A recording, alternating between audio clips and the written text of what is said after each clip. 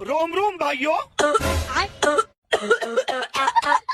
अबे साले, साला हमेशा खांसता कूदता रहता है। आज मेरा दामाद पहली बार घर आने वाला है, कहीं वो पटांग हरकत किए तो बहुत मार मारेंगे, कसम से बता दे रहे हैं। अरे जीजा, जीजा है जीजा, जीजा नमस्ते।